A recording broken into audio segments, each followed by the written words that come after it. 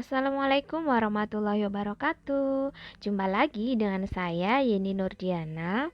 Kali ini saya akan bahas tentang demonstrasi kontekstual modul 1.3. Yang akan kita bahas yaitu model manajemen perubahan inquiry apresiatif Bagja.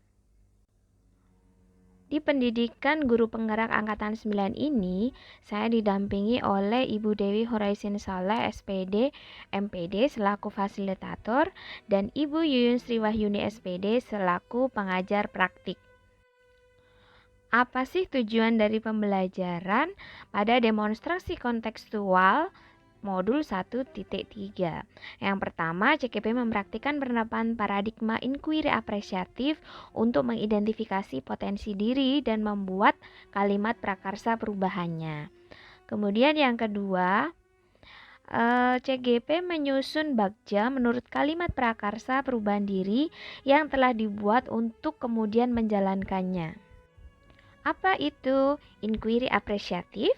Menurut Cooper Ryder dan Whitney, inquiry apresiatif adalah suatu filosofi, suatu landasan berpikir yang berfokus pada upaya kolaboratif menemukan hal yang positif diri seseorang dalam suatu organisasi dan dunia di sekitarnya, baik di masa lalu, masa kini, maupun masa depan. Di sekolah, pendekatan IA ini dapat dimulai dengan mengidentifikasi hal baik yang telah ada di sekolah, mencari cara bagaimana hal tersebut dapat dipertahankan, dan memunculkan strategi untuk mewujudkan perubahan ke arah yang lebih baik. Nantinya, kelemahan, kekurangan, dan ketiadaan menjadi tidak relevan lagi. Berpijak dari hal positif yang telah ada, sekolah kemudian menyelaraskan kekuatan tersebut dengan visi sekolah, impian, dan visi setiap warga sekolah. Kita akan mencoba menerapkannya melalui tahapan dalam inquiry apresiatif yang di dalam bahasa Indonesia disebut dengan Bagja. Apa itu Bagja? Bagja adalah gubahan tahapan inquiry apresiatif sebagai pendekatan manajemen perubahan yang pertama kali diperkenalkan oleh Cooper Ryder ke dalam langkah 4D, yaitu Discover, Dream, Design, and Deliver. Nah, dalam praktiknya, selanjutnya tahapan discovery dipecah menjadi define dan discover. Tahapan Bagja dalam inquiry apresiatif meliputi B. Buat pertanyaan utama, A. Ambil pelajaran, G. Gali mimpi, C. Jabarkan rencana, A. Atur eksekusi. Visi yang telah saya buat yaitu mewujudkan peserta didik yang berakhlak mulia, berjiwa entrepreneurship, kompeten, dan berbudaya lingkungan, serta mencerminkan profil pelajar Pancasila.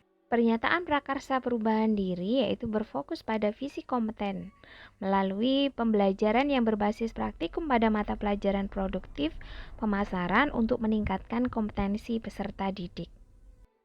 Berikut adalah prakarsa perubahan yang tertuang di dalam Bagja. Yang pertama, buat pertanyaan utama atau define. Nah, pertanyaan utama dibuat untuk menentukan arah penyelidikan kekuatan atau aset atau potensi atau peluang, mendefinisikan tujuan, memprovokasi atau menginisiasi perubahan prakarsa. Biasanya hanya satu atau dua saja. Secara redaksional menyertakan dengan prakarsa perubahan yang telah tertulis. Yaitu yang kedua, tindakan yang diharapkan pada tahap ini dapat dilakukan untuk menggalang atau membangun tim perubahan, mendapatkan dukungan serta konfirmasi tingkat prioritas urgensi dari prakarsa perubahan yang telah dibuat. Apa pertanyaannya? 1. Apa yang harus saya lakukan untuk mengembangkan pembelajaran praktikum untuk meningkatkan kompetensi peserta didik? 2. Mengapa perlu mewujudkan peserta didik yang kompeten? 3. Bagaimana cara mewujudkan peserta didik yang kompeten melalui pembelajaran yang berbasis pada praktikum pada mata pelajaran produktif pemasaran. Selanjutnya, daftar tindakan atau penyelidikan yang perlu dilakukan untuk menjawab pertanyaan. 1. Mengajak kepala sekolah dan rekan guru bertukar pikiran terkait pentingnya mengembangkan kompetensi peserta didik. 2. Membaca literatur mengenai kegiatan-kegiatan yang dapat meningkatkan kompetensi peserta didik. 3. Melakukan diagnostik awal dengan membuka dialog dengan peserta didik tentang latar belakang, arah tujuan dan indikator pencapaian pembelajaran serta peralatan dan perlengkapan yang akan digunakan untuk meningkatkan kompetensi. Tahapan yang kedua yaitu ambil pelajaran.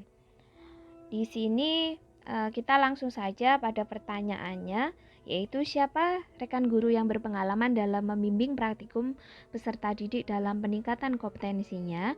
2. Dukungan apa saja yang diperlukan untuk mewujudkan kompetensi siswa dalam pembelajaran praktikum mata pelajaran produktif pemasaran.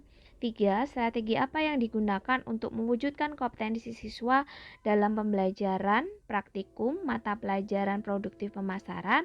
Dan yang keempat, keterampilan apa yang sudah saya miliki dan membantu saya dalam mewujudkan peserta didik yang kompeten. Tindakan atau penyelidikannya meliputi 1. Mencari contoh nyata bagaimana pembelajaran praktikum yang dapat meningkatkan kompetensi peserta didik, bisa melalui wawancara, korespondensi, studi literatur, atau secara mandiri dan kolaborasi. Yang kedua, mewawancarai atau survei pengalaman atau pendapat guru, kepala sekolah, maupun murid.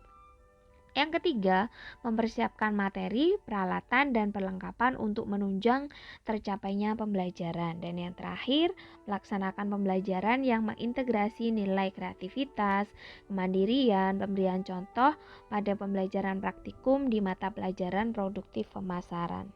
Tahapan yang berikutnya yaitu gali mimpi atau dream. Pertanyaan yang muncul, apa saja hal yang baru bisa saya lakukan setelah memiliki murid yang kompeten? Yang kedua, apa hal-hal atau sumber daya yang akan kita bayangkan akan tersedia untuk mempertahankan kompetensi peserta didik? Yang ketiga, kompetensi seperti apakah yang tampak pada peserta didik setelah terwujudnya pembelajaran praktikum pada mata pelajaran produktif pemasaran? Yang keempat, hal positif apa saja yang akan terjadi di masa depan dengan memiliki kompetensi di bidang pemasaran yang telah diprogramkan? Lalu, daftar tindakan atau penyelidikan yang perlu dilakukan untuk menjawab pertanyaan meliputi yang pertama, membuat daftar kegiatan praktikum yang dapat meningkatkan kompetensi peserta didik. Yang kedua, membuat deskripsi diri ketika berhasil melakukan praktikum untuk meningkatkan kompetensi peserta didik. Yang ketiga, membuat daftar keterampilan baru yang akan saya peroleh dari literatur. Tahapan selanjutnya yaitu jabarkan rencana atau desain. Pertanyaannya meliputi 1. Apa langkah sederhana atau langkah pertama yang bisa dilakukan untuk mewujudkan peserta didik yang kompeten? 2.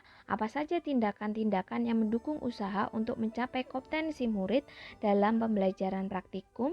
3. Bagaimana cara mengukur ketercapaian program dalam mencapai kompetensi peserta didik dalam pembelajaran praktikum pada mata pelajaran produktif pemasaran? Kemudian daftar tindakan atau penyelidikannya yaitu 1.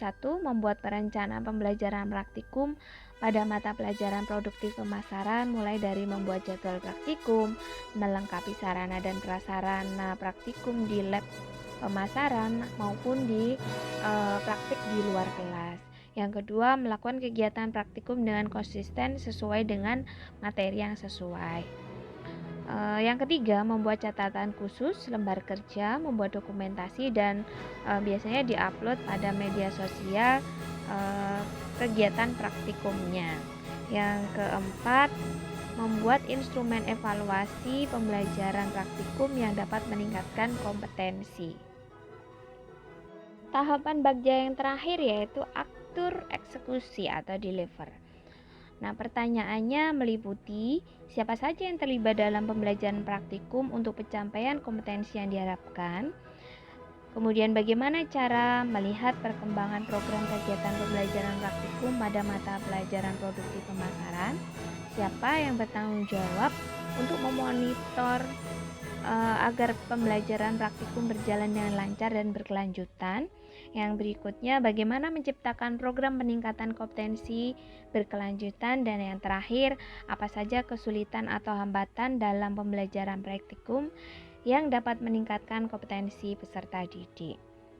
Nah, daftar tindakan dan penyelidikan untuk menjawab pertanyaan-pertanyaan tersebut antara lain: 1. Berkolaborasi dengan kepala sekolah, kepala program keahlian, pengelola laboratorium, dan guru dalam perencanaan dan pelaksanaan pembelajaran. Yang kedua, melakukan evaluasi dan refleksi keberhasilan program pembelajaran melalui catatan khusus, lembar kerja, dan dokumentasi kegiatan yang sudah terlaksana untuk dilaporkan pada kaprodi, wali kelas, maupun murid. Yang ketiga, mensosialisasikan program-program yang telah dijalankan kepada komunitas mata pelajaran pemasaran. Yang keempat, selalu mengajak diskusi tentang program kegiatan yang akan dilaksanakan dan mengajak murid untuk mempertahankannya. Yang terakhir, menyusun instrumen monitoring, evaluasi, dan rencana tindak lanjut serta ketersediaan fasilitas yang mendukung. Demikian tahapan dari Bagja. Terima kasih, salam dan bahagia. Wassalamualaikum warahmatullahi wabarakatuh.